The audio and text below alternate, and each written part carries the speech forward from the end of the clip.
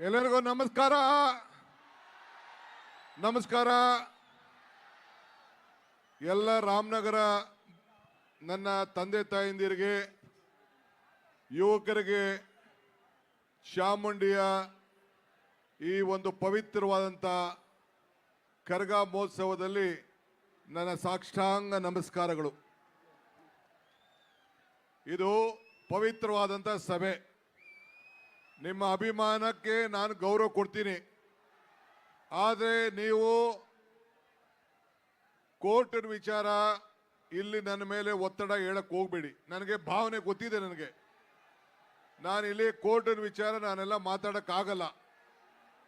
ನಾನು ಇಲ್ಲಿ ನಿಮ್ಮ ಒಬ್ಬ ಸೇವಕ. ಇದನ್ನು ಗಮನದಲ್ಲಿ ಇಟ್ಕೊಳ್ಳಿ.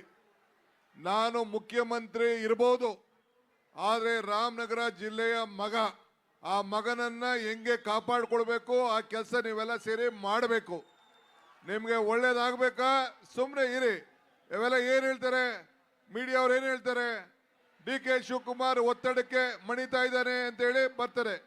ಕಾನೂನು ಚೌಕಟ್ಟಲ್ಲೇ ನಾವೆಲ್ಲ ಕೆಲಸ ಮಾಡಬೇಕು. ಸ್ವಲ್ಪ ತಾಳ್ಮೆಯಿಂದ ಇರಬೇಕು. ಅಷ್ಟೇ ನಾನು ಹೇಳೋದು.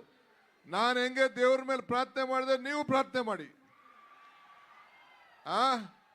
ಪ್ರಯತ್ನ ವಿಫಲ ಆದರೂ ಪ್ರಾರ್ಥನೆ ವಿಫಲ ಆಗಲಿಲ್ಲ ಅಂತ ಚಾಮುಂಡೇಶ್ವರಿ ಬೆಟ್ಟದಲ್ಲಿ ಹೇಳಿದ್ದೀನಿ.